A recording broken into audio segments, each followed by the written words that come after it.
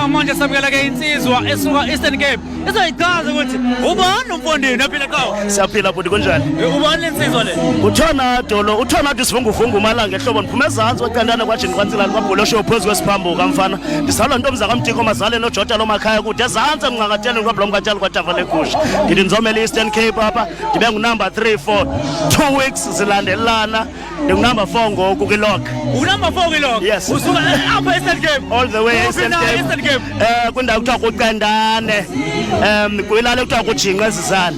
Bayakudala nje lapha kumhlobo wenene. Oh, dalo kakhulu usukela kusabamba inxane ndathatha iBest Newcomer kwiSatmars ngo2012 apho ndandishaya khona uCevuzile oSport the Poetry nabanye.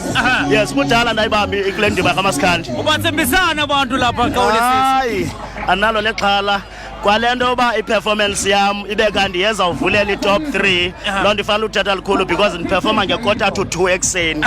So now ndisazojonga nje isimo. Hayi ndisajonga nje uba benzani abanye ndibukele kodwa ngelaa xesha ndizovala umcimbi nabo bazawukuliba kulaa top 3 ndizawufika ndivale nje indaba yabo ngekho iphinde isabonakala. Athini amazwi ongasho ubonga kubahleli bomcimbi mother of all Maskandi? Oh hayi, into endinothi ndiyayibulela kakhulu intlonipho esiyifumana kubaba uNgobe nokuhlonipha zonke ii-artists zemaskandi noba isuka kweliphini iphondo. Siyifumela loo ntlonipho esoloko siconducta on a daily basis ezama ukwenza sure into yoba sirayithi si-up to date na yonke into. So into endinothi ndiyayibulela kumother of all Maskandi yileyo nje nentlonipho ayinika ii-artists, ayinika abalandeli, ayinika wonke umntu oyinxalenye yalo msebenzi. Qola msathokoza kakhulu. Sathokoza mani Mfondini. Ndiyabulela nawe. Ukuthini? Ndiyabulela kakhulu mfowethu ndithi ngcatsho. Uthi ngiyabulela ndiyabonga. Ndiyabonga yes. Ngiyabulela Qawulesizwe. Noma kanjani sibonga kakhulu lapha ke. Insizwa esuka Eastern Cape, Ihleka Production, Xalaza Online. Njengamanje embukeli samukela imeya kazolonke. Izothi ke, qala bebili. Ngiyaphila ninjani mfowethu? Awuthishaka ngale mfethu.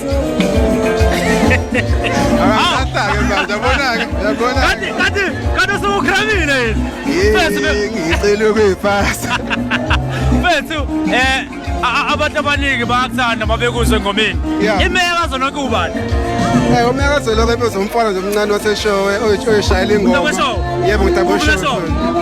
Embongolwane. Yeah. Qolami nakho usufikile la umcimbi mother of all Maskandi siyakuthola nathi njengeHleka Production ukuthi ukhona. Thini ukuyibongela nokubongela nje amabhinqa ukuthi isizwe sihlangana njalo kunemicimbi eminingi sihlangana ngayo kodwa nawo ungoqala.